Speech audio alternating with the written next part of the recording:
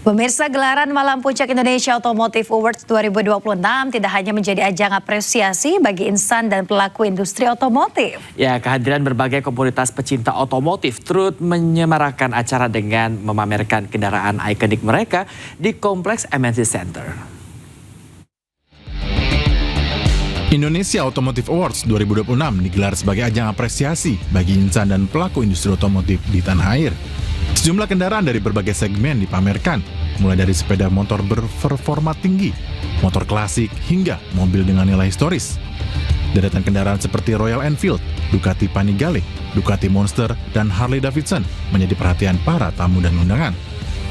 Tak hanya roda dua, sejumlah mobil klasik seperti Mercedes-Benz dan Volkswagen Kombi juga turut menghiasi area acara. Ini tentu akan membantu kita untuk terus memperkuat industri otomotif dalam negeri kita. Yang hari ini di tahun 2026 ini menunjukkan rebound yang sangat baik karena peningkatan penjualan, kemudian juga ekspor. Kalau kita berbicara mengenai sektor otomotif, mungkin secara garis besar ekspor kita saat ini akumulatif ya Mas ya, semester ini berada di angka 134 miliar US dollars.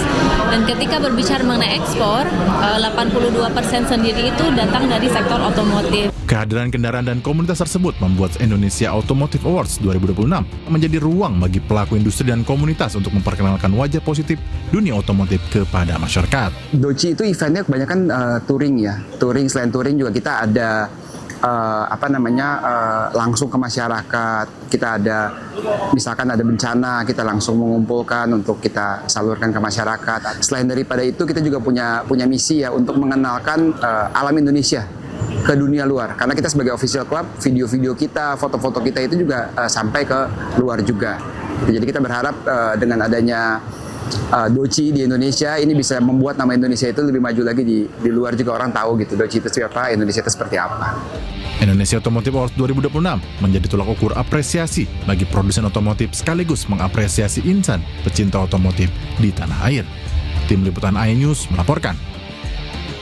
Anda masih di iNews Pagi pemirsa, bersama saya Yasmin Natania dan rekan saya Bayu Pradana. Dan demikian tadi adalah berita pilihan dalam iNews Pagi hari ini.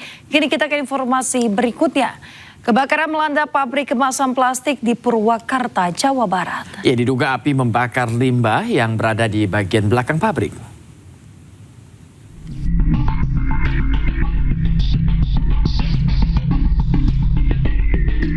Kobaran api dan asap tebal membumbung tinggi saat kebakaran melanda pabrik kemasan plastik di Kampung Mulyasari, Desa Cikopo, Kabupaten Purwakarta, Jawa Barat. Banyaknya bahan yang mudah terbakar membuat api kian membesar. Karyawan pabrik dibantu warga menyelamatkan bahan baku pembuatan kemasan plastik dari kobaran api. Bagian limbahnya ya kebakaran nih, lupa. Warga yang tinggal di sekitar lokasi juga boleh mengungsi ke tempat yang dianggap lebih aman.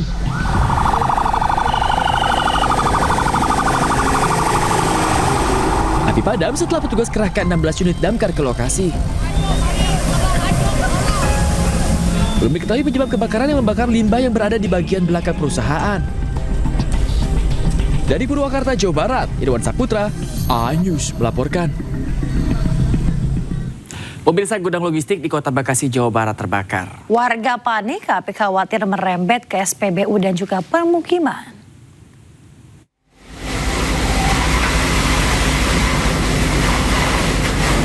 Petugas pemadam kebakaran masih berjibaku memadamkan api membakar gudang-gudang logistik di Kampung Ceger, Harapan Jaya, Bekasi Utara, Kota Bekasi, Jawa Barat hingga Senin malam.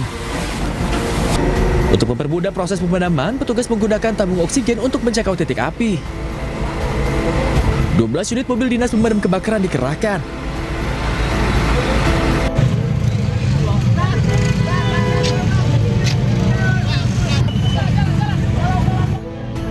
Gudang logistik ini terbakar sejak Senin sore. Banyaknya bahan yang mudah terbakar membuat api sulit dipadamkan. Warga khawatir api merembet ke permukiman dan SPBU yang berada di dekat gudang. Penyebab kebakaran hingga kini masih dalam penyelidikan. Dari Bekasi, Jawa Barat, Rahmat Hidayat, iNews melaporkan. Pemirsa, 4 orang tewas dan 4 luka-luka akibat kecelakaan adu banteng antara truk dengan sebuah minibus di Jalan Raya Jamanis, Tasikmalaya, Jawa Barat. Diduga tabrakan terjadi setelah minibus berusaha menyalip kendaraan di depannya. Kecelakaan nih. Kalau desel ugal-ugalan nih. Kalau desel ugal-ugalan. Oh, nabrak Grand Max. Kecelakaan maut terjadi di Jalan Raya Jamanis, Kabupaten Tasikmalaya, Jawa Barat. Sebuah truk adu banteng dengan sebuah mobil jenis minibus. Grand Max sampai ke kolam, nggak tahu nih. Awalnya truk berpenumpang 2 orang melaju dari arah Bandung menuju Kebumen, Jawa Tengah. Saat berada di Jalan Raya Jamanis, Tasikmalaya, truk bertabrakan dengan minibus dari arah berlawanan yang diduga tengah menyalip kendaraan di depannya. Minibus berisi 8 orang penumpang bertolak dari Jakarta menuju Cilacap. Akibat tabrakan, truk terguling tepi jalan dengan kabin hancur, sementara minibus terbalik dan terperosok ke dalam kolam. Suara benturan keras membuat warga berhamburan ke lokasi kejadian. 6. Jadi semuanya 8. Oh, 8 penumpangnya 8. Yang luka-luka? Yang meninggal kayaknya tadi 4 kayaknya. 4 orang meninggal dunia akibat kecelakaan ini. Seluruh korban merupakan satu rombongan keluarga asal Kalideres, Jakarta Barat. Sementara 4 korban luka dirawat di Rumah Sakit Hermina dan Rumah Sakit Umum Daerah Dr. Soekarjo, Tasikmalaya. Kasus kecelakaan ini kini dalam penanganan Satlantas Polres Tasikmalaya Kota. Dari Tasikmalaya, Jawa Barat, Asep Cuharyono, iNews melaporkan. Pemirsa, peringatan Hari Ulang Tahun RI ke-81 di Kabupaten Ende, Nusa Tenggara Timur diwarnai kepanikan saat gempa susulan mengguncang ketika upacara tengah berlangsung. Suasana upacara peringatan Hari Ulang Tahun Republik Indonesia ke-81 di Kabupaten Ende, Nusa Tenggara Timur yang dipimpin langsung oleh Menteri Pekerjaan Umum Dodi Hanggodo mendadak tegang. Kepanikan terjadi saat rangkaian upacara berlangsung. Guncangan gempa bumi susulan berkekuatan magnitudo 5,8 terjadi pada pukul 7.46 waktu Indonesia Barat, membuat peserta berhamburan menyelamatkan diri. Setelah situasi dipastikan aman dan tidak berpotensi tsunami, rangkaian upacara peringatan kemerdekaan RI kembali dilanjutkan.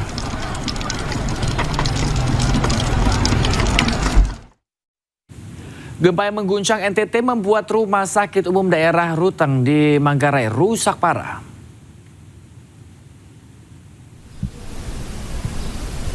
Pemirsa, sejumlah bangsal peralatan medis hancur akibat dahsyatnya guncangan gempa.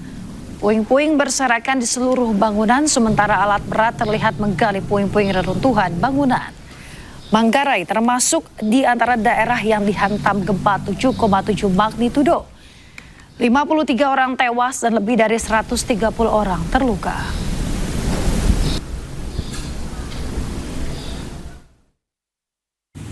Pemirsa, gempa bumi magnitudo 5,8 kembali guncang wilayah Nagekeo, Nusa Tenggara Timur. Guncangan terjadi di tengah rangkaian gempa yang masih berlangsung di wilayah Flores.